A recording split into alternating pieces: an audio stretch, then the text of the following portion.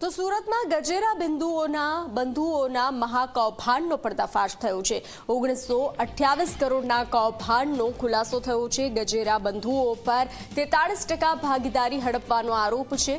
15 નકલી સહી કરી અને ષડયંત્ર રચ્યાનો ખુલાસો છે। પ્રવીણ અગ્રવાલ નામના વ્યક્તિએ ફરિયાદ નોંધાવી છે। શાંતિ રેસિડેન્સીમાં તેમનું શેર હોલ્ડિંગ ઘટ્યું હોવાનો દાવો છે। પોતાના 43% શેર 4% થયા હોવાનો દાવો છે। એક દુકાનની પણ કિંમત અત્યંત ઓછી દેખાડ્યાનો આરોપ છે। 2009થી થયેલી ભાગીદારીમાં વિશ્વાસઘાત કર્યાનો આરોપ છે। રોકડ વ્યવહારો મુદ્દે ભાગીદારોમાં વિવાદ વકર્યો હતો। ડાયરેક્ટર પદેથી હટાવવા ગજેરા બંધુઓએ કારસો રચ્યાનો આરોપ છે। તો ખોટી સહીઓ કર્યાનો પણ આરોપ છે। હવાલા મારફતે હોંગકોંગ નાણાં ટ્રાન્સફર થયાનો આરોપ।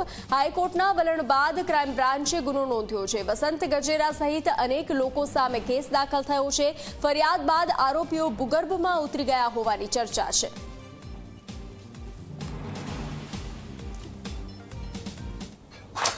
1928 કરોડના કેસમાં આખરે ઇકોસેલ द्वारा गजरा बंधुओं पर एफआईआर કરવામાં આવી છે। આપણી સાથે મૂળ ફરિયાદી જોડાયા છે। जी सर, किस तरह ये पूरा कौभांड किया गया है? जी सर, इसमें क्या हुआ, मैं 2009 में वसंत भाई गजेरा के साथ भागीदारी करी शांति रेजिडेंसी प्राइवेट लिमिटेड में। उसमें उन्होंने मुझे 43% का भागीदार बनाया और 57% अपनी परिवार का रखा और मेरे को एक डायरेक्टर बनाया।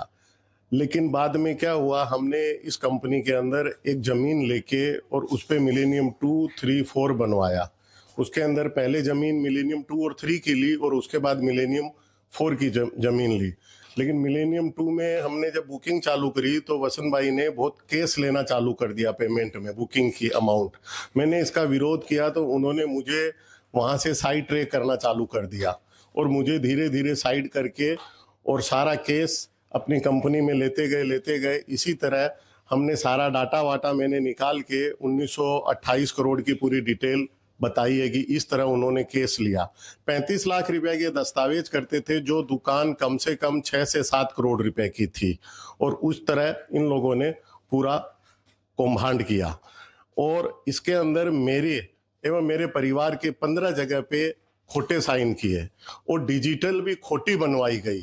उनका कोई सीएस है, कंपनी का खुद का सीएस है, उससे मेरी रॉन्ग डिजिटल बनवाई और उससे वहाँ से डिजिटली साइन से भी मुझे रिटायर कर दिया। इसी तरह सारा काम करके इन्होंने ऐसा किया है। हवाला से भी पैसा जाता था, किस तरह? हवाला से पैसा ये लोग क्या करते थे, इनके एक भाई है अशोक गजेरा, वो बॉम्बे बैठते थे और इनके एक भतीजे हैं वो हांगकांग बैठते थे। तो इन लोग वहाँ से वाया करके सारा पैसा उधर ट्रांसफर करते थे और वापस मेरा ही पैसा यानी कंपनी का ही पैसा वापस राकेश गजेरा के द्वारा हमारी कंपनी में चेक के द्वारा मंगवा लेते थे। इस तरह मेरा स्टेक घटाते गए और राकेश गजेरा का स्टेक बढ़ाते उनका 93% स्टेक कर दिया और मेरा 43 से 4% स्टेक करके मुझे एकदम नीचे ले आए। मुझे हमारे सरकार पे, भारत सरकार एवं गुजरात सरकार पे पूर्ण भरोसा है, वो मुझे जरूर न्याय दिलाएंगे। न्यायपालिका पे पूरा भरोसा है और इस तरह के खोटे काम करने वाले के लिए गुजरात में कोई जगह नहीं है। गुजरात सरकार उनको जरूर दंडित करेगी और जल्दी से जल्दी मुझे लगता है उनकी गिरफ्तारी होगी। पीएमओ में भी मैंने एप्लीकेशनें करी थी, उससे बहुत जल्दी मुझे रिवर्ट मिली है और बहुत जल्दी ही इनकी एफआईआर दर्ज हो गई है। तो आपे जे रीते सांभळ्યું તે રીતે જે ફરિયાદી છે તેમના પરિવાર સાથે કુલ 15 જેટલી જે બોગસ સહીઓ છે તે ઊભી કરવામાં આવી હતી અને તેમનો જે સ્ટેક હોલ્ડર છે તે ઘટાડી દેવામાં આવ્યો છે। હાલ સમગ્ર બનાવને લઈને ઇકોસેલ દ્વારા વધુ તપાસ હાથ ધરવામાં આવી છે। કેમેરામેન વિજય બેસાણા સાથે ચેતન પટેલ, ઝી મીડિયા, સુરત।